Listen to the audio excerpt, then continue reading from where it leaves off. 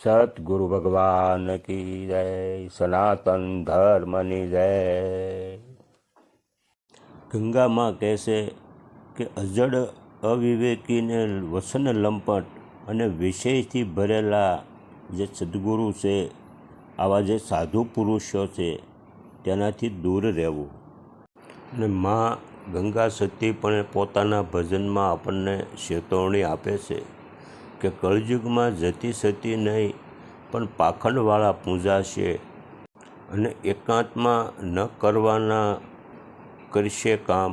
આજ કપટી ગુરુઓ શિષ્યનું શોષણ કરશે। ગુરુ અને ચેલા સામે આવશે, ગાદી માટે ઝઘડા કરશે, ગાદી માટે કોર્ટમાં ચડશે, ગાદીપતિ થવા માટે ચૂંટણી લડશે અને જ્ઞાન વગરના આ ગુરુ બની જશે। અને આધ્યાત્મિકની અંદર ઉતરવા માટે, આત્મા સુધી પહોંચવા માટેનું જ્ઞાન એનામાં ન હોય છતાં પણ કંઠિયું બાંધી ચેલા અને ચેલીઓ બનાવશે અને સાચું માર્ગદર્શન નહીં આપી શકે અને ખોટો બકવાસ કરી અજ્ઞાન આપે અને સાચું ખોટું સમજાવશે। અને એ જ ગુરુ શિષ્યના પાસેથી દાન ઉઘરાવી અને એ ધન ઉપર પણ એ તાકડ ધીંગા કરે। આ જ કળયુગના ગુરુઓ છે। ધનને હરવા નવા નવા લાગ ગોતે અને છળ કપટ પણ કરશે અને ઉત્સવો ઉજવશે અને એના માટે પણ દાન ઉઘરાવશે। ક્યાં ઈશ્વર પાસે જવા માટે ઉત્સવોની જરૂર છે? ક્યાં ભક્તિ કરવા માટે, પરમાત્માની પ્રાપ્તિ કરવા માટે શું મંદિર બનાવવાની જરૂર છે? ને હરિને વાલું થવા માટે શાંત થવું પડશે, ભક્તિ કરવી પડશે, વૈરાગ્ય આવવો પડશે। ગાદીપતિ બનવાથી ઈશ્વર નથી મળતો, મંદિર બનાવવાથી ઈશ્વર નથી મળતો। એના માટે તો ભજન જ કરવું પડશે, ધ્યાન ધારણા પણ કાયમ કરવા પડશે, કપટી જીવન છોડવું પડશે, તો જ હરિ ઓળખાશે અને ઉત્સવો ઉજવાશે, સામૈયા થશે, વિષયમાં ડૂબેલા રહેશે અને વાદ વિવાદમાં પડ્યા રહેશે। આજ સાધુ છેલ્લે ધર્મના પણ કર્મના પોટલા બાંધે।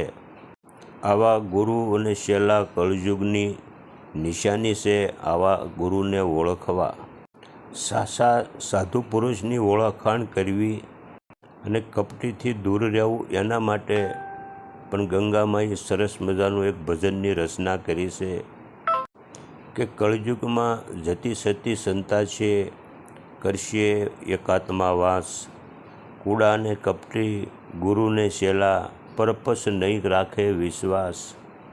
ગુણી ગુરુ અને ચતુર ચેલો હશે અને બેયમાં તાણાવાણ ચાલે, ન્યા સત્ય ન હોય અને શિષ્ય પોતાના જ ગુરુના અવગુણ ગોતતો હોય અને બીજા ગુરુભાઈને સંભળાવતો હોય કે ગુરુ આવા છે તેવા છે, આવા ગુરુથી ગાદી નહીં હાલે। એવો વાદ વિવાદ કરી અને ગુરુને ગાદીથી ઉતારી અને પોતાનો જ શિષ્ય પાછો ગાદી પકડવા માટે અનેક પેતરાઓ કરતો હોય છે। પછી પોતે જ ચેલો ગુરુ બની જાય છે અને પોતે ગુરુ થઈને બેસી જાય છે અને ગુરુ દીક્ષા પણ આપશે અને ચેલા ચેલી કરીને કંઠીઓ પણ બાંધે અને બોધમાં કરશે બકવાસ। આ ગંગામાના શબ્દો છે।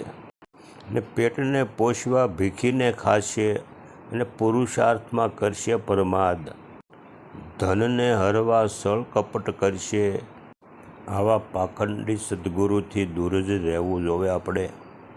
અને સાચા સદગુરુ ગોતવાની જરૂર નથી પડતી, આપણે પણ એક શિષ્ય બનવાના અધિકારી બનીએ એટલે સદગુરુ પણ આપોઆપ આપણને મળી જાય છે। અપો દીપો ભવ, આ એક બુદ્ધનું પણ સૂત્ર છે કે પોતે જ પોતાનો ઉદ્ધાર કરી શકશે। સતગુરુ ભગવાન કી જય, સનાતન ધર્મની જય।